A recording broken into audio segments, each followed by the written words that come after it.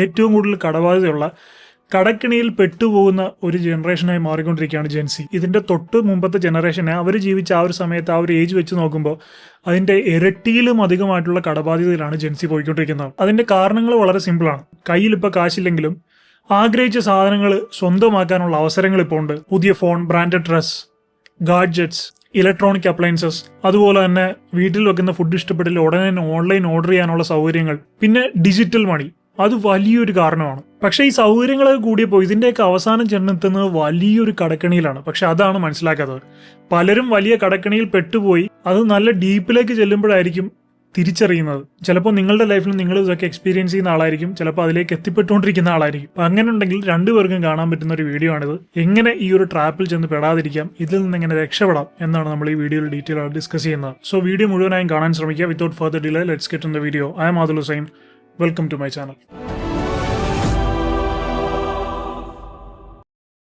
ഒന്നാമത്തെ കെണി എന്ന് പറയുന്നത് ഈ BNPL ആണ്. എന്താണ് ഈ BNPL? Buy now pay later. അത് നമുക്ക് ഭയങ്കര സൗകര്യമുള്ളൊരു കാര്യമായിട്ട് തോന്നുമെങ്കിലും വലിയൊരു കെണിയാണ് അതിനകത്തിരിക്കുന്നത്. നിങ്ങൾ തന്നെ ആലോചിക്കുക, നമ്മുടെയൊക്കെ കുട്ടിക്കാലത്ത് ഒരു സാധനം വാങ്ങണമെങ്കിൽ ഒന്നെങ്കിൽ അച്ഛൻ്റെ അമ്മയുടെ ശമ്പളം കിട്ടുന്നവരെ കാത്തിരിക്കും, അല്ലെങ്കിൽ നമ്മൾ തന്നെ കൂട്ടി വെച്ചിട്ടുള്ള പൈസ അത് റൗണ്ട് എത്തുന്നവരെ നമ്മൾ കാത്തിരിക്കും. പക്ഷെ ഇന്നത്തെ കാലത്ത് അങ്ങനെ കാത്തിരിക്കേണ്ട എന്നുള്ളതാണ് സത്യം. ശമ്പളം ഒരു വഴിക്ക് പോവും. നമുക്കിപ്പോൾ കയ്യിൽ 5 പൈസ ഇല്ലെങ്കിലും ഒരു സാധനം വാങ്ങിക്കാനുള്ള ഓപ്പർച്യൂണിറ്റീസ് ഉണ്ട്. ക്രെഡിറ്റ് കാർഡുകൾ, EMI കാർഡുകൾ, പേ ലേറ്റർ, ഇപ്പോൾ ഫ്ലിപ്കാർട്ടിലും ആമസോണിലും ഒക്കെ ഉള്ള പോലെ പേ ലേറ്റർ ഓപ്ഷനുകൾ, ഇതൊക്കെ ഉള്ളതുകൊണ്ട് തന്നെ നേരത്തെ നമുക്കൊരു സാധനം വാങ്ങിക്കണമെങ്കിൽ ആ പൈസ കിട്ടുന്നവരെ കാത്തിരിക്കുമ്പോൾ നമുക്ക് ഒന്ന് റീതിങ്ക് ചെയ്യാനുള്ള സമയം കിട്ടുന്നുണ്ട്. ആ പൈസ സെറ്റായി വരുന്ന സമയം വരെ നമ്മൾ വെയിറ്റ് ചെയ്യും. ആ സമയത്തിനുള്ളിൽ ചിലപ്പോൾ നമുക്കൊന്ന് അല്ലെങ്കിൽ ഇതെനിക്ക് ആവശ്യമില്ലല്ലോ, ഇതിന്റെ ആവശ്യം, ആ ഒരു പെട്ടെന്നുണ്ടാകുന്ന ആ ഒരു ഇമ്പൾസീവ് ബൈങ്ങിന്റെ ആ ഒരു ക്രൈസ് വിട്ട് കഴിയുമ്പോൾ നമ്മൾ ആലോചിക്കും ഇതിന്റെ ആവശ്യമില്ല എന്ന് പറഞ്ഞിട്ട് നമ്മൾ ചിലപ്പോൾ അത് വാങ്ങിക്കുന്ന ഒഴിവാക്കും, അല്ലെങ്കിൽ അതിനുള്ള ക്രൈസ് നമുക്ക് നഷ്ടപ്പെടാം. ആ ഒരു വെയിറ്റിംഗ് പീരീഡ് ഉണ്ടായിരുന്നു വലിയൊരു അനുഗ്രഹമായിരുന്നു ആ ഒരു സമയത്ത്. പക്ഷേ ഇന്നത്തെ ജനറേഷനിൽ ആ ഒരു വെയിറ്റിംഗ് പീരീഡ് കിട്ടുന്നില്ല എന്നുള്ളതാണ് കടക്കണി വർദ്ധിപ്പിക്കാനുള്ള ഒന്നാമത്തെ കാരണം. അല്ലെങ്കിൽ ഇപ്പോൾ എനിക്കൊരു ഐഫോൺ വേണം എന്ന് തോന്നുകയാണെങ്കിൽ ഈ പറയുന്ന പോലെ ഇമ്പൾസീവായിട്ട് വാങ്ങിക്കാനുള്ള ഓപ്ഷൻ നമുക്കുണ്ട്. അപ്പം നമുക്കവിടെ ഒന്ന് ഓവർ തിങ്ക് ചെയ്യാനോ അല്ലെങ്കിൽ ഒരു കൂൾ ഓഫ് ടൈമൊന്നും നമുക്ക് കിട്ടുന്നില്ല. വേണമെന്ന് തോന്നുന്നു വാങ്ങിക്കാനുള്ള ഓപ്ഷൻസ് ഉണ്ട്. പേ ലേറ്റർ ഉണ്ട്, ഫ്ലിപ്കാർട്ടിൽ പേ ലേറ്റർ ഉണ്ട്, അല്ലെങ്കിൽ നമ്മുടെ ക്രെഡിറ്റ് കാർഡുകളുണ്ട്, EMI കാർഡുകളുണ്ട്. സോ അതുകൊണ്ട് തന്നെ നമ്മൾ വെയിറ്റ് ചെയ്തിരിക്കേണ്ട ഒരു ആവശ്യം വരുന്നില്ല. നേരെ കാർഡ് എടുക്കുക, ഓർഡർ ചെയ്യുക, സാധനം വീട്ടിൽ കിട്ടുക, യൂസ് ചെയ്ത് തുടങ്ങുക. അത് കഴിഞ്ഞ് ആദ്യത്തെ EMI അടച്ചു തുടങ്ങുമ്പോൾ തൊട്ടായിരിക്കും നമ്മൾ ആലോചിക്കുന്നത് ഇത് വാങ്ങിക്കേണ്ട ഒരു ആവശ്യമില്ലായിരുന്നു, എന്തിനായിരുന്നു ഇതിപ്പോൾ വാങ്ങിച്ചത് എന്ന് പലരും ചിന്തിക്കുന്നത്. പക്ഷെ അപ്പോഴത്തേക്കും നമുക്ക് ആ EMI ഒന്നും ക്യാൻസൽ ചെയ്യാനും പറ്റില്ല. സാധനം വന്നു പോയി റിട്ടേൺ പീരീഡും കഴിഞ്ഞിട്ടുണ്ടാവും. അങ്ങനെ നമ്മൾ കടക്കണിയിലെ ആദ്യത്തെ സ്റ്റെപ്പിലേക്ക് കാലെടുത്ത് വെക്കുകയാണ്. ഇത് പറയുമ്പോൾ നമുക്ക് ഇഷ്ടപ്പെട്ട സാധനങ്ങൾ അല്ലെങ്കിൽ നമുക്ക് ആവശ്യമുള്ള സാധനങ്ങൾ വാങ്ങരുതെന്നല്ല ഞാൻ പറയുന്നത്. പക്ഷേ EMI ഒക്കെ നമ്മുടെ വരുമാനത്തിന്റെ ഒരു നിശ്ചിത പരിധിയിൽ കൂടുതൽ പോകാൻ അനുവദിക്കരുത്. അങ്ങനെ കൂടുതൽ പോകാൻ നോക്കണം. മാത്രമല്ല നമുക്ക് കിട്ടുന്ന വരുമാനത്തിന്റെ ഒരു ഭാഗം ഇപ്പോഴേ ഇൻവെസ്റ്റ് ചെയ്യാനായിട്ട് മാറ്റി വെക്കുന്ന ഒരു ശീലം ഉണ്ടാക്കിയെടുക്കണം.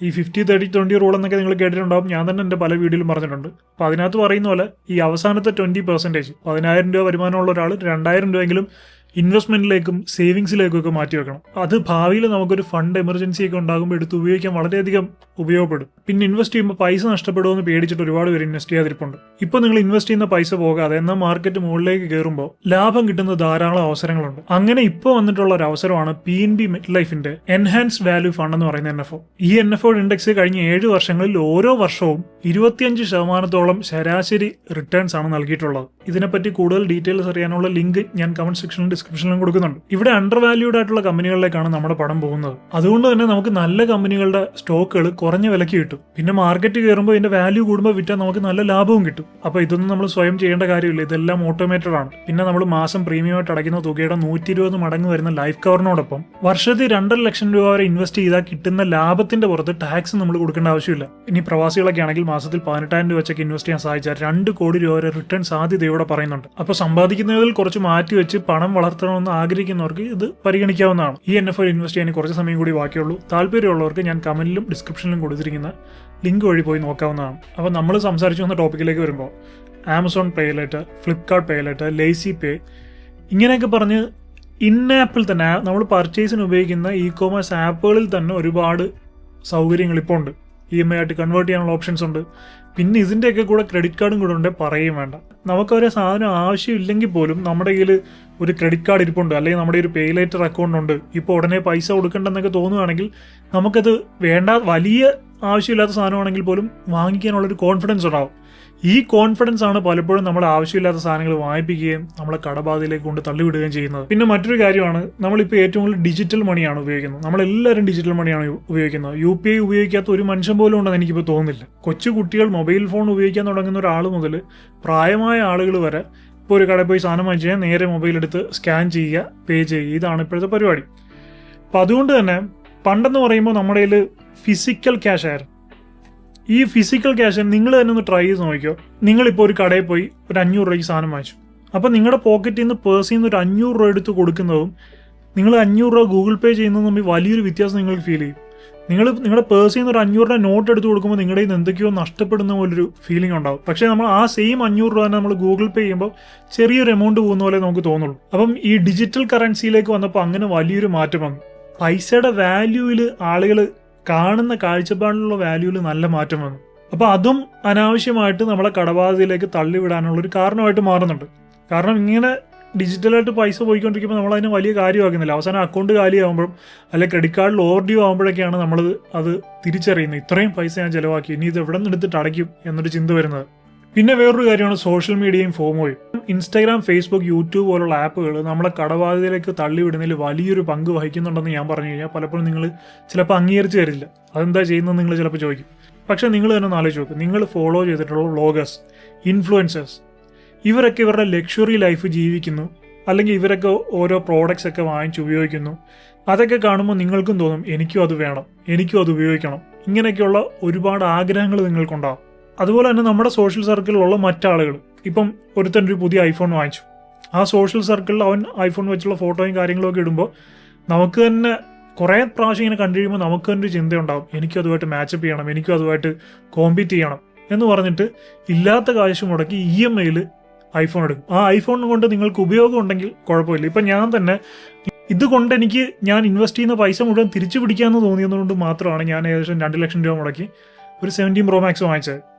കാരണം ഞാനത് ശരിക്കും പറഞ്ഞു കഴിഞ്ഞാൽ അത് എൻ്റെ ഒരു സംതൃപ്തിക്ക് വേണ്ടിയിട്ടല്ല, എനിക്കതുകൊണ്ടൊരു ടൂള് പോലെ, എൻ്റെ ഒരു വർക്കിംഗ് ടൂള് പോലെ യൂസ് ചെയ്യുന്നതുകൊണ്ടാണ് ഞാനത് വാങ്ങിച്ചത്. എനിക്കതുകൊണ്ട് അതിനേക്കാളും കൂടുതൽ പൈസ തിരിച്ച് നേടിയെടുക്കാൻ പറ്റും, ഉണ്ടാക്കാൻ പറ്റും എന്നുള്ള കോൺഫിഡൻസ് കൊണ്ടാണ് ഞാൻ വാങ്ങിച്ചത്.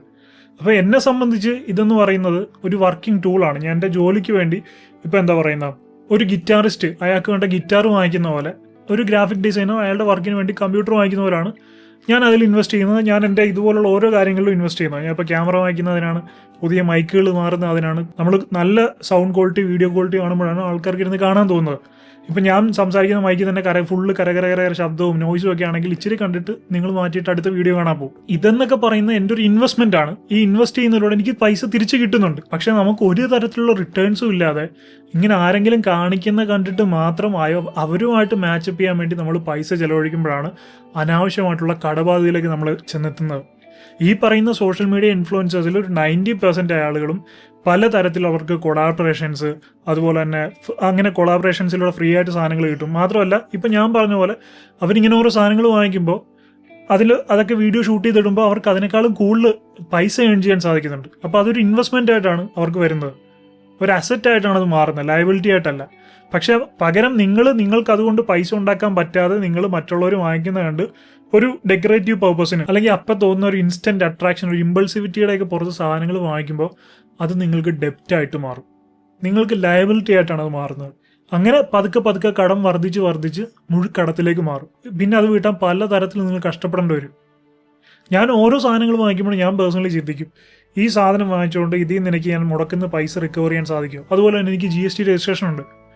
GST രജിസ്ട്രേഷൻ ഉള്ളപ്പോൾ നമ്മളിപ്പോൾ ഒരു സാധനം വാങ്ങിക്കുകയാണ്. ഇപ്പം ഞാൻ ഈ സാധനങ്ങളെല്ലാം ഇപ്പോൾ നിങ്ങൾ വീഡിയോ കണ്ടുപിടിക്കുന്ന ക്യാമറ, എൻ്റെ മാക്ബുക്ക് പ്രോ, അതുപോലെ ഐഫോൺ, ഇതൊക്കെ വാങ്ങിക്കുമ്പോൾ എനിക്ക് ഇതെല്ലാം എൻ്റെ ബിസിനസ് പർപ്പസിനായിട്ടാണ് ഞാൻ കണക്കാക്കുന്നത്. അതുകൊണ്ട് തന്നെ എനിക്ക് ഇൻപുട്ട് ടാക്സ് ക്രെഡിറ്റ് കിട്ടുകയാണ്. ഞാനിപ്പോൾ ഒരു 3 ലക്ഷം രൂപയുടെ മാക്ബുക്ക് പ്രോ വാങ്ങിക്കുമ്പോൾ അതിൽ നിന്ന് എനിക്ക് ഏകദേശം 58,000 രൂപ റിട്ടേൺ ആയിട്ട് ITC ആയിട്ട് കിട്ടുകയാണ്. അപ്പം അതിനകത്ത് എനിക്ക് വരുന്ന ചിലവെന്ന് പറയുന്നത് ഏകദേശം ഈ പറയുന്ന 2,40,000 വരുന്നുള്ളൂ. അതെനിക്ക് പിന്നീട് ഇതിൽ നിന്ന് തിരിച്ചു പിടിക്കാൻ സാധിക്കും. അപ്പോൾ അതൊക്കെ എന്ന് പറയുന്നത് ഞാൻ നേരത്തെ പറഞ്ഞത് ഒരു ഇൻവെസ്റ്റ്മെന്റ് പർപ്പസ് പോലാണ്. പക്ഷെ ഒരു പ്രയോജനവും ഇല്ലാതെ സിനിമ കാണാൻ വേണ്ടി മാത്രം, അല്ല ചുമ്മാ എന്റർടൈൻമെന്റിന് വേണ്ടി അവർക്കും ഉണ്ട്. അപ്പോൾ എനിക്കും മാക്കിന്റെ ഒരു ആപ്പിളിന്റെ ലാപ്ടോപ്പ് വേണമെന്നൊക്കെ പറഞ്ഞ് വാങ്ങിക്കുകയാണെങ്കിൽ അതൊക്കെ വെറും ലയബിലിറ്റി ആയിട്ട് മാറുകയാണ്, നിങ്ങളുടെ കടബാധ്യത കൂട്ടുകയാണ്. അപ്പോൾ ഞാൻ പറഞ്ഞു വന്നത് സോഷ്യൽ മീഡിയയിൽ അന്ധമായിട്ട് സെലിബ്രിറ്റീസിനെയും അതുപോലെ സോഷ്യൽ മീഡിയ സെലിബ്രിറ്റീസിനെ, ഇൻഫ്ലുവൻസേഴ്സിനെയൊക്കെ ഫോളോ ചെയ്യുമ്പോൾ അവരുടെ ലൈഫ് സ്റ്റൈലും അവരുടെ വരുമാന മാർഗവും നിങ്ങളുടെ ലൈഫ് സ്റ്റൈലും നിങ്ങളുടെ വരുമാന മാർഗവും ഡിഫറൻ്റ് ആണെന്ന് മനസ്സിലാക്കുക. അപ്പോൾ നമ്മൾ ഒരിക്കലും അതിനെ അന്ധമായിട്ട് ഫോളോ ചെയ്യരുത്. നമുക്ക് എന്താണ് ബെനിഫിറ്റ്? ഇപ്പം ഞാൻ നേരത്തെ പറഞ്ഞ പോലെ നിങ്ങളൊരു ഗിറ്റാറിസ്റ്റ് ആണെങ്കിൽ നിങ്ങൾക്കൊരു ഗിറ്റാർ വാങ്ങിക്കുന്നതാണ് നിങ്ങൾക്ക് പൈസ തിരിച്ചു പിടിക്കാനുള്ള വരുമാന മാർഗം എന്ന് പറയുന്നത്. നിങ്ങൾ മണ്ണ് വെട്ടാൻ പോകുന്ന ഒരാളാണെങ്കിൽ പുതിയ മൺവെട്ടിയും കോടാലിയും ഒക്കെ വാങ്ങിക്കുന്നതാണ് നിങ്ങൾക്ക് പൈസ തിരിച്ചു പിടിക്കാനുള്ള വരുമാന മാർഗം എന്ന് പറയാം. നിങ്ങളുടെ തൊഴിലിൽ ഇൻവെസ്റ്റ് ചെയ്യുക, അതിൽ നിന്ന് പൈസ തിരിച്ചു പിടിക്കാൻ നോക്കുക. ഇങ്ങനെയുള്ള അനാവശ്യ കാര്യങ്ങളിൽ പൈസ മുടക്കുന്നതിനേക്കാളും നല്ലത്. ഇപ്പം ഞാൻ തന്നെ പല പരസ്യങ്ങളും ചെയ്യാറുണ്ട്. പക്ഷേ ഞാൻ ചെയ്യുന്ന പരസ്യങ്ങൾ ഒന്നെങ്കിൽ ഹെൽത്ത് ഇൻഷുറൻസുകൾ അല്ലെങ്കിൽ ഇൻവെസ്റ്റ്മെൻറ്റ് സംബന്ധമായിട്ടുള്ള പരസ്യങ്ങൾ. അത് നിങ്ങൾക്ക് നാളെയും പ്രയോജനപ്പെടും. നിങ്ങളുടെ പൈസ എവിടെയും പോകുന്നില്ല. അത് 10 ഇരട്ടിയായിട്ട് നിങ്ങളിലേക്ക് തന്നെ തിരിച്ചു വരുന്ന കാര്യങ്ങളാണ്. അങ്ങനെയുള്ള പരസ്യങ്ങളാണ് ഞാൻ പലപ്പോഴും ചെയ്യാറുള്ളത്. അതിനേക്കാളും ഒക്കെ ഇങ്ങനെയുള്ള ആൾക്കാർ തരുന്നതിനേക്കാളും 10 ഇരട്ടി പൈസ ഓഫർ ചെയ്ത് വേറെ പല പരസ്യ കമ്പനികളും എന്നെ അപ്രോച്ച് ചെയ്യാറുണ്ട്. പക്ഷേ എൻ്റെ ഒരു എത്തിക്സ് വെച്ച് ഞാൻ പലപ്പോഴും അത് എടുക്കാറില്ല. പക്ഷെ ഒരു കാര്യമാണ്, നമുക്ക് ഇൻഫ്ലുവൻസേഴ്സ്, ചാനലുകൾ, ഇങ്ങനെയുള്ള ആൾക്കാർക്കൊക്കെ മുന്നോട്ട് പോകണമെങ്കിൽ പലപ്പോഴും യൂട്യൂബിൽ നിന്നോ അല്ലെങ്കിൽ ഇങ്ങനെയുള്ള നമ്മുടെ ഇതിൽ നിന്ന് മാത്രം കിട്ടുന്ന റവന്യൂ, ഫേസ്ബുക്കിൽ നിന്നൊക്കെ കിട്ടുന്ന റവന്യൂ മാത്രം ഭയങ്കര കുറവായിരിക്കും. അപ്പോൾ നമുക്ക് ചാനൽ മുന്നോട്ട് റൺ ചെയ്ത് പോകണമെങ്കിൽ നമുക്ക് സ്പോൺസേഴ്സ് വേണം. പക്ഷെ എങ്ങനെയുള്ള പരസ്യങ്ങൾ തിരഞ്ഞെടുക്കുന്നു എന്നുള്ളത് വലിയൊരു കാര്യമാണ്. അപ്പോൾ ഫോമോയിൽ പെട്ടുപോകാതിരിക്കുക. മറ്റുള്ളവർക്ക് കിട്ടുന്ന എനിക്ക് നഷ്ടപ്പെട്ടു പോകുമോ എന്നുള്ളൊരു പേടി. അവരെല്ലാം വാങ്ങിച്ചു, അപ്പോൾ എനിക്ക് വാങ്ങിക്കാൻ പറ്റുന്നില്ലേ? ആമസോണിൽ ബിഗ് ബില്യൺ സെയിൽ വരുന്നു, ഇപ്പം വാങ്ങിക്കാൻ പറ്റിയില്ലെങ്കിൽ എനിക്ക് എന്തോ വലിയ നഷ്ടം ഉണ്ടാകാൻ പോകുന്നു, ആ പൈസയ്ക്ക് പിന്നെ എനിക്ക് കിട്ടത്തില്ല. ആവശ്യമില്ലാത്ത സാധനമാണെങ്കിൽ പോലും ചെറിയ വിലയ്ക്ക് കിട്ടും എന്ന് വിചാരിച്ചിട്ട് ഓടിപ്പോയി വാങ്ങിക്കുക. അതൊക്കെ ഒരു ട്രാപ്പാണ് സത്യം പറഞ്ഞു കഴിഞ്ഞാൽ. നമുക്ക് ആവശ്യമില്ലാത്ത സാധനം ചെറിയ ലാഭം നമ്മളെ കാണിച്ചുകൊണ്ട് വലിയൊരു പൈസ നമ്മളെ കൊണ്ട് ഇൻവെസ്റ്റ് ചെയ്യിപ്പിക്കുകയാണ്. അപ്പോൾ ജെൻസി കടക്കണിയിൽ പെട്ടുവാനുള്ള പ്രധാന കാര്യങ്ങളിൽ ഒന്നാണ് സോഷ്യൽ മീഡിയയിൽ കാണിക്കാൻ വേണ്ടി മാത്രം സ്വന്തം വരുമാന ശേഷിക്ക് അപ്പുറത്തുള്ള കാര്യങ്ങൾ കടമെടുത്ത് വാങ്ങിക്കുക. മറ്റൊരു കാര്യമാണ് ഞാൻ നേരത്തെ പറഞ്ഞത്, ഇൻസ്റ്റന്റ് ആയിട്ട് കിട്ടുന്ന ലോണുകൾ. പണ്ട് നമുക്കൊരു ലോൺ കിട്ടണമെങ്കിൽ നമ്മൾ ബാങ്കിന്റെ പുറകെ നടക്കണം, ഒരു 50 പേപ്പർ സൈൻ ചെയ്ത് കൊടുക്കണം, അങ്ങനെയുള്ള വലിയ വള്ളിക്കെട്ടുകളൊക്കെ ആയിരുന്നു. പക്ഷെ ഇന്നെന്ന് പറയുന്നത് നമ്മുടെ ആധാർ നമ്പറും പാൻ കാർഡും ടൈപ്പ് ചെയ്ത് കൊടുത്തിട്ട് എൻ്റർ അടിച്ചൊരു സെൽഫിയും എടുത്ത് കൊടുത്തു കഴിഞ്ഞാൽ, വീഡിയോ KYC ചെയ്ത് കഴിഞ്ഞാൽ അക്കൗണ്ടിലേക്ക് പൈസ വരികയാണ്. അത്ര ഈസി ആയിട്ട് 5 മിനിറ്റുള്ളിൽ കിട്ടുമ്പോൾ പലർക്കും ഇതെടുക്കാനുള്ള ടെൻഡൻസി കൂടുതലാണ്. ഒരു ഐഫോൺ വാങ്ങിക്കണം, ഉടനെ ലോൺ എടുത്തേക്കാം, അല്ലെങ്കിൽ TV ഒന്ന് മാറ്റണം, ഉടനെ ലോൺ എടുത്തേക്കാം. ഇങ്ങനെ ഇൻസ്റ്റന്റ് ആയിട്ട് ലോൺ കിട്ടിക്കൊണ്ടിരിക്കുമ്പോൾ ആൾക്കാർക്ക് കടമെടുക്കാനുള്ളൊരു മടി ഉണ്ടാകുന്നില്ല എന്നുള്ളതാണ് സത്യം. മറ്റേ ഒരു ലോണിന്റെ പുറകെ ഒരു 5-6 ദിവസം 2-3 ആഴ്ചയൊക്കെ നടക്കുന്ന ആ ഒരു തലവേദന ആലോചിക്കുമ്പോൾ തന്നെ വേണോ വേണ്ടെന്ന് ഒരു 2 പ്രാവശ്യം ചിന്തിക്കും. പക്ഷേ ഈ ആപ്പുകളുടെ ഇൻട്രസ്റ്റ് റേറ്റ് എന്ന് പറഞ്ഞാൽ വളരെ കൂടുതലാണ്. 30%, 40% ഒക്കെയാണ് ഈ ആപ്പുകളുടെ ഇൻട്രസ്റ്റ് റേറ്റ്. നിങ്ങൾ തന്നെ പല ന്യൂസിലും കണ്ടു കാണും, എടുത്ത ലോണിന്റെ 1-2 ഇൻസ്റ്റാൾമെന്റ് മുടങ്ങി എന്ന് പറഞ്ഞിട്ട് ന്യൂഡായിട്ടുള്ള ഫോട്ടോ ഒക്കെ മോർഫ് ചെയ്ത് അവരുടെ ഫ്രണ്ട്സ് ലിസ്റ്റിലുള്ള ആൾക്കാർക്ക് അയച്ചു കൊടുക്കുക. ഇവരുടെ മൊബൈൽ ഫോണിൽ നിന്ന് തന്നെ ഇവരുടെ കോൺടാക്ട്സിലുള്ള നമ്പറൊക്കെ ചോർത്തിയെടുത്ത് ഇവരുടെ ബന്ധുക്കളെയും സുഹൃത്തുക്കളെയും വിളിച്ച് ഭീഷണിപ്പെടുത്തുക, ന്യൂഡ് ഫോട്ടോ അയച്ചു കൊടുക്കുന്ന ഭീഷണിപ്പെടുത്തുക, ഇങ്ങനെയൊക്കെയുള്ള കുറേ കാര്യങ്ങൾ. അപ്പോൾ അങ്ങനെയുള്ള കുറേ പ്രശ്നങ്ങളും ഒക്കെ ഇതിന്റെ പുറകെ ഉണ്ടാകുന്നുണ്ട്. അടുത്ത പോയിന്റാണ് ഫിനാൻഷ്യൽ ലിറ്ററസിയുടെ കുറവെന്ന് പറയുന്നത്. നമ്മുടെ സ്കൂളുകളിലും കോളേജുകളിലും ഒക്കെ ഒരുപാട് കാര്യങ്ങൾ പഠിപ്പിക്കുന്നുണ്ടെങ്കിലും ഡേ ടു ഡേ ലൈഫിൽ ഫിനാൻസ് എങ്ങനെ മാനേജ് ചെയ്യണമെന്ന് പഠിപ്പിക്കുന്നില്ല എന്നുള്ളതാണ് സത്യം. നമുക്ക് ദൈനംദിന ജീവിതത്തിൽ ആവശ്യമുള്ള രീതിയിൽ നമ്മുടെ സാമ്പത്തികത്തിനെ എങ്ങനെ കൺട്രോൾ ചെയ്യണം, എങ്ങനെ മാനേജ് ചെയ്യണമെന്ന് എവിടെയും പഠിപ്പിച്ചു കൊടുക്കുന്നില്ല. എങ്ങനെ പ്രോപ്പറായിട്ട് നമുക്കൊരു മന്ത്ലി ബഡ്ജറ്റ് സെറ്റ് ചെയ്യണം, ആ ബഡ്ജറ്റിനനുസരിച്ച് എങ്ങനെ സ്പെൻഡ് ചെയ്യണം, അതിൽ നിന്ന് എങ്ങനെ ഇൻവെസ്റ്റ്മെന്റിലേക്കും സേവിങ്സിലേക്കും മാറ്റണം, ഇങ്ങനെയുള്ള കാര്യങ്ങളൊന്നും ആരും പഠിപ്പിച്ചു കൊടുക്കുന്നില്ല. പലർക്കും അതൊന്നും കാണാൻ താല്പര്യമില്ല. ഇപ്പോൾ ഒരു ഫിനാൻസ് ചാനലായിട്ട് കുറേ നാളിരുന്ന ആളാണ് ഞാൻ. ഇപ്പോൾ ഒരു ഫിനാൻസ് ചാനലിന് ഒരു 500 വ്യൂ കിട്ടുമ്പോൾ അപ്പുറത്തെ സൈഡിൽ ലൈഫ് സ്റ്റൈൽ വ്ളോഗേഴ്സ്, ഫാമിലി വ്ളോഗേഴ്സിനൊക്കെ 500 വ്യൂസിന് പകരം 50,000 വ്യൂസും 5 ലക്ഷം വ്യൂസും ആണ് ചെല്ലുന്നത്. അപ്പം മറ്റുള്ളവൻ്റെ ലൈഫിൽ എന്താണ്, ഞാൻ നേരത്തെ പറഞ്ഞല്ലോ, മറ്റുള്ളവൻ്റെ ലൈഫിൽ എന്താണ് നടക്കുന്നത്, അവൻ എന്തൊക്കെയാണ് വാങ്ങിക്കുന്നത്, അവൻ എന്തൊക്കെയാണ് ചെയ്യുന്നത്, ഇതൊക്കെ അറിയാനാണ് താല്പര്യം. എന്നിട്ട് അത് കണ്ണും പൂട്ടി ഫോളോ ചെയ്യും. എന്നാൽ നമുക്ക് പ്രയോജനമുള്ള നമ്മുടെ സാമ്പത്തികം എങ്ങനെ മെച്ചപ്പെടുത്താം, നമ്മുടെ ലൈഫ് എങ്ങനെ മെച്ചപ്പെടുത്താം എന്നൊക്കെയുള്ള അങ്ങനെയുള്ള കാര്യങ്ങളിലൊന്നും ആൾക്കാർക്ക് ഇൻട്രസ്റ്റ് ഇല്ല. ആൾക്കാർക്ക് എപ്പോഴും മറ്റുള്ളവരുടെ ലൈഫിൽ എന്താണ് നടക്കുന്നതെന്ന് അറിയാനാണ് കൂടുതൽ ഇൻട്രസ്റ്റ്. അതുകൊണ്ട് തന്നെയാണ് നമ്മുടെയൊക്കെ സാമ്പത്തിക സ്ഥിതി ഇങ്ങനെ തകർന്നുകൊണ്ടിരിക്കുന്നത്. അവൻ്റെ സാമ്പത്തിക സ്ഥിതി ആയിരിക്കില്ല നമ്മുടെ സാമ്പത്തിക സ്ഥിതി, അവൻ്റെ വരുമാനമായിരിക്കില്ല നമ്മുടെ വരുമാനം. അവൻ ചെലവഴിക്കുന്നത് കണ്ടിട്ട് നമ്മൾ ചെലവഴിക്കാൻ പോയാൽ തീർച്ചയായിട്ടും നമ്മൾ കടക്കണിയിൽ തന്നെ ആവും. അടുത്തൊരു കാര്യമാണ് സബ്സ്ക്രിപ്ഷൻസ് എന്ന് പറയുന്നത്. ഇപ്പം എല്ലാത്തിലും സബ്സ്ക്രിപ്ഷൻസ് ആണ്.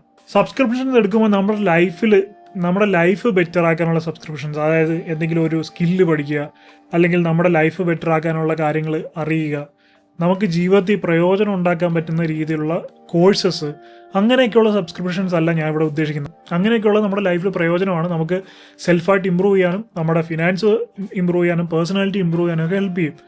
അതേസമയം നമ്മൾ എൻ്റർടൈൻമെൻറ്റ് പർപ്പസിന് വേണ്ടി മാത്രം സബ്സ്ക്രിപ്ഷൻസ് എടുത്ത് വെക്കുക. ഇപ്പോൾ നെറ്റ്ഫ്ലിക്സ്, ആമസോൺ, ഹോട്ട്സ്റ്റാർ, അതുപോലെ തന്നെ C5 എന്നൊക്കെ പറയുന്ന ഒരുപാട് സബ്സ്ക്രിപ്ഷൻസ് ഉണ്ട്. C5 ഒക്കെ ഇപ്പോൾ ഏകദേശം 800 രൂപയാണ് ഫിഫ കാണാൻ വേണ്ടി സബ്സ്ക്രിപ്ഷൻ ചാർജ് എന്ന് പറയുന്നത്, ഫിഫയ്ക്ക് വേണ്ടി മാത്രം. അപ്പോൾ അങ്ങനെയുള്ള സബ്സ്ക്രിപ്ഷൻസ് കുറേ നമ്മുടെ പൈസ കൊണ്ട് തിന്നുന്നുണ്ട്. പിന്നെ ഇതൊന്നും പോരാതെ ഫീമെയിൽ കോണ്ടന്റ് ക്രിയേറ്റേഴ്സ് ന്യൂഡ് സബ്സ്ക്രിപ്ഷൻസും വെച്ചിട്ടുണ്ട്. ഇപ്പോൾ നമ്മളൊരു ന്യൂസൊക്കെ ഇടയ്ക്ക് കണ്ടാണ്, ഒരു സ്ത്രീയുടെ ഏകദേശം 1 crore അടുത്തെന്തോ ആണ് അവർക്ക് സബ്സ്ക്രിപ്ഷനിൽ നിന്ന് വരുമാനം കിട്ടുക, അത്രയും സബ്സ്ക്രൈബേഴ്സ് കയറിയിട്ടുണ്ടായിരുന്നു. അപ്പം അങ്ങനെയൊക്കെ കുറേ സബ്സ്ക്രിപ്ഷൻ എന്നൊക്കെ പറഞ്ഞ് കുറേ പൈസ അങ്ങനെ പോകുന്നുണ്ട്. അപ്പോൾ അതുമല്ല ഈ ജെൻസി ജനറേഷനിലാണ് സ്റ്റാർട്ടായത്. എന്നാൽ ഇത് ചെയ്യുന്ന മുഴുവൻ ആൾക്കാരും ജെൻസിയാന്നല്ല ഞാൻ പറയുന്നത്. ഇതിപ്പോൾ ജെൻസിയുടെ തലമുറയാണ് ഈ പോയിക്കൊണ്ടിരിക്കുന്നത്. ഈ തലമുറയിൽ ജീവിക്കുന്ന മില്ലിനിയൽസ് ആയാലും 90s കിഡ്സ് ആയാലും മറ്റേ കുറച്ചുകൂടെ ഏജ് ആയിട്ടുള്ള ആൾക്കാരൊക്കെ ആണെങ്കിലും ഇതേ ഒരു ലൈഫ് സ്റ്റൈലിൽ തന്നെ ഏറെക്കുറെയൊക്കെ പിടിച്ചു പോകുന്ന ആൾക്കാരാണ്. പക്ഷേ കമ്പാരേറ്റീവ്ലി ഇതൊക്കെ ഏറ്റവും കൂടുതൽ കൺസ്യൂം ചെയ്യുന്നത് ജെൻസിയാണ്. അതുകൊണ്ട് ജെൻസി എന്ന് പറഞ്ഞതേ ഉള്ളൂ. അപ്പോൾ നമ്മളിത് പറയുമ്പോൾ ഇത് ജസ്റ്റ് ഇന്ത്യയിലെ മാത്രം പ്രശ്നമല്ല, ഇതൊരു ഗ്ലോബൽ ഇഷ്യൂ ആണ്. ലോകം മുഴുവൻ ഇത് തന്നെയാണ് നടന്നുകൊണ്ടിരിക്കുന്നത്. ഇൻഫ്ലേഷൻ നല്ല റെക്കോർഡ് ഇട്ട് മേലേക്ക് പോയിക്കൊണ്ടിരിക്കുകയാണ്. പക്ഷെ അതിനനുസരിച്ച് നമ്മുടെ വരുമാനം കൂടുന്നുണ്ടോ എന്ന് ചോദിച്ചു കഴിഞ്ഞാൽ ഇല്ല എന്നുള്ളതാണ് സത്യം.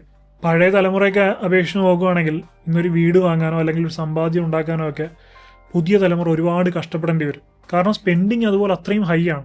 പണ്ടെന്നൊക്കെ പറഞ്ഞു കഴിഞ്ഞാൽ പല വീടുകളിലും ആഴ്ചയിൽ ഒരിക്കലൊക്കെ ഇറച്ചി വാങ്ങിച്ചുകൊണ്ടിരുന്ന വീടുകളൊക്കെ ഉണ്ടായിരുന്നു. പക്ഷെ ഇന്നെന്ന് പറയുന്നത് അങ്ങനെയല്ല. തോന്നുമ്പോൾ ഷവർമ വാങ്ങിക്കുക, അൽഫാം വാങ്ങിക്കുക, മന്തി വാങ്ങിക്കുക, അങ്ങനെ ഇന്ന ദിവസം ആഴ്ചയിൽ ഒരു പ്രാവശ്യമൊന്നുമില്ല, ചിലപ്പം ആഴ്ച 3-4 ദിവസം അല്ലെങ്കിൽ ആഴ്ച എല്ലാ ദിവസവും എന്താണ് കഴിക്കാൻ തോന്നുന്നത് വാങ്ങിച്ച് കഴിക്കുക. അപ്പം അങ്ങനെ പൈസ നോക്കി പണ്ട് ആഴ്ചയിൽ ഒരു പ്രാവശ്യം വാങ്ങിച്ചപ്പോൾ ഒരു ഡയറ്റും കൂടെ ഉണ്ടായിരുന്നു. ഓട്ടോമാറ്റിക്കായിട്ട് ഫിനാൻഷ്യൽ കൺട്രോൾ മാത്രമല്ല ഡയറ്റ് കൺട്രോളും കൂടി ഉണ്ടായിരുന്നു. ഇന്നത്തെ കാലത്ത് അങ്ങനെ ഡയറ്റ് കൺട്രോളും ഇല്ല. അതുകൊണ്ട് തന്നെ ഹോസ്പിറ്റലിലുള്ള ആളുകളുടെ എണ്ണവും കൂടി വരുന്നു. പണ്ടത്തെ ആൾക്കാർക്ക് 50 വയസ്സിൽ വന്ന അസുഖങ്ങൾ ഇപ്പോഴത്തെ ആൾക്കാർക്ക് 30 വയസ്സിൽ വരുന്നു. പിന്നെ ട്രീറ്റ്മെൻറ്റ്സ് ബെറ്ററായി വരുന്നതുകൊണ്ട് ജീവൻ നിലനിർത്താൻ പറ്റുന്നുണ്ട്. അസുഖത്തിന് മരുന്ന് കഴിച്ച് മുന്നോട്ട് പോകാൻ പറ്റുന്നുണ്ട്. പക്ഷെ പണ്ട് ഒരു 30 വയസ്സിലുണ്ടായിരുന്ന ഒരാളുടെ ആരോഗ്യസ്ഥിതി അല്ല ഇന്ന് 30 വയസ്സുള്ള ഒരാളുടെ ആരോഗ്യസ്ഥിതി. അസുഖങ്ങളൊക്കെ നേരത്തെ പിടിപെടുകയാണ്. അപ്പോൾ നമുക്കെന്തായാലും ഇതിനുള്ള സൊല്യൂഷൻസ് എന്താണെന്ന് നോക്കാം. ഒന്നാമത്തെ കാര്യം, ഞാൻ എല്ലാ വീഡിയോയും പറയുന്ന പോലെ 50-30-20 എന്ന് പറയുന്ന ആ റൂള് മസ്റ്റായിട്ട് ഫോളോ ചെയ്യുക. നമ്മുടെ വരുമാനത്തിൻ്റെ 10,000 രൂപയാണ് വരുമാനമെങ്കിൽ അതിൽ 5,000 രൂപ 50% നമ്മുടെ നീഡ്സിനായിട്ട് മാത്രം. അതായത് നമുക്ക് ഏറ്റവും അത്യാവശ്യമുള്ള കാര്യങ്ങൾ, നമുക്ക് വേണ്ട ഫുഡ്, നമുക്ക് വേണ്ട ഡ്രസ്സ്, നമുക്ക് വീടിൻ്റെ വാടക കൊടുക്കണമെങ്കിൽ അത്, അതുപോലെ തന്നെ ഇപ്പം മൊബൈൽ റീചാർജ് ചെയ്യുക എന്ന് പറയുന്നതും അത്ര അത്യാവശ്യമായിട്ടുള്ള നീഡായിട്ട് മാറിയിരിക്കുകയാണ്. അങ്ങനെയുള്ള കാര്യങ്ങൾ ഇതൊക്കെ നമുക്ക് 50% ഇതിങ്ങനെയുള്ള കാര്യങ്ങൾക്ക് വേണ്ടി മാറ്റിവെക്കാം. അതുപോലെ മരുന്ന്, മെഡിസിൻസ്, ഇതൊക്കെ നീഡ്സിൽ വരുന്നതാണ്.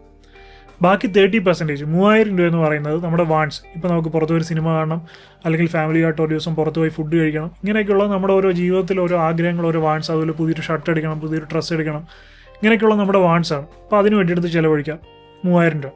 ബാക്കി 2,000 രൂപ സേവ് ചെയ്യുക അല്ലെങ്കിൽ ഇൻവെസ്റ്റ് ചെയ്യുക എന്നുള്ളതാണ്.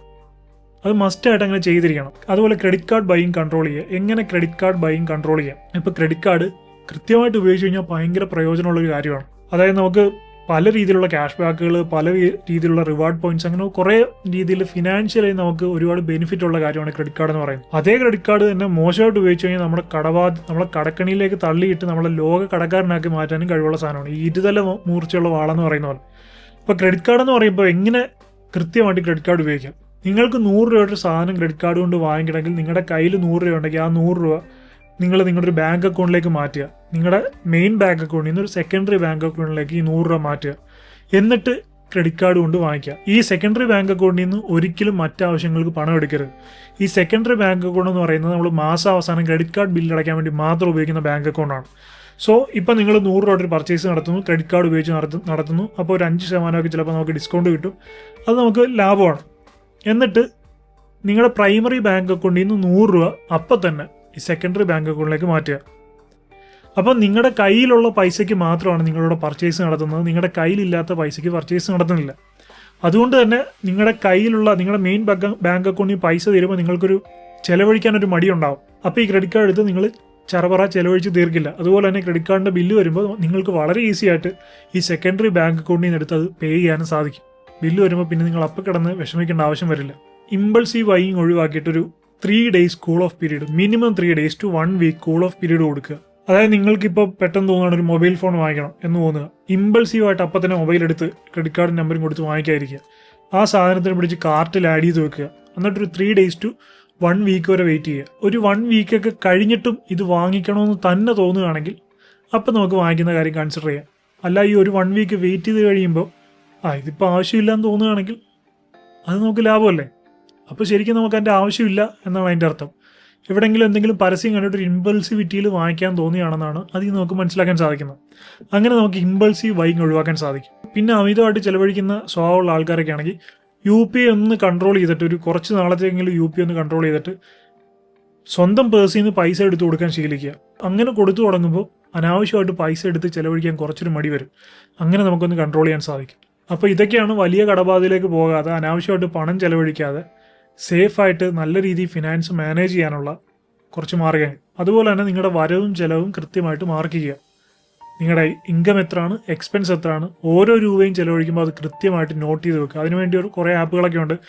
അക്കൗണ്ട് ആൻഡ് എക്സ്പെൻസ് മാനേജർ എന്ന് പറയുന്ന ഒരു ആപ്പ് ഞാൻ പല പ്രാവശ്യം പരിചയപ്പെടുത്തിയിട്ടുണ്ട്. അത് ഫ്രീ ആണ്, അത് നിങ്ങൾക്ക് വേണമെങ്കിൽ ട്രൈ ചെയ്യാം. അപ്പോൾ ഈ ക്രെഡിറ്റ് കാർഡും പേ ലേറ്ററും അല്ലെങ്കിൽ കടമൊക്കെ വാങ്ങിച്ച് എന്തെങ്കിലുമൊക്കെ ഒരു സാധനം വാങ്ങിക്കുമ്പോൾ 1-2 ദിവസത്തെ ഒരു ഡോപ്പമിൻ ഹൈ നമുക്ക് തരുമെങ്കിലും പിന്നീട് നമ്മളത് വലിയ കടക്കണിയിലേക്കും വലിയ വിഷമത്തിലേക്കും തള്ളിവിടുന്ന കാര്യങ്ങളാണ്.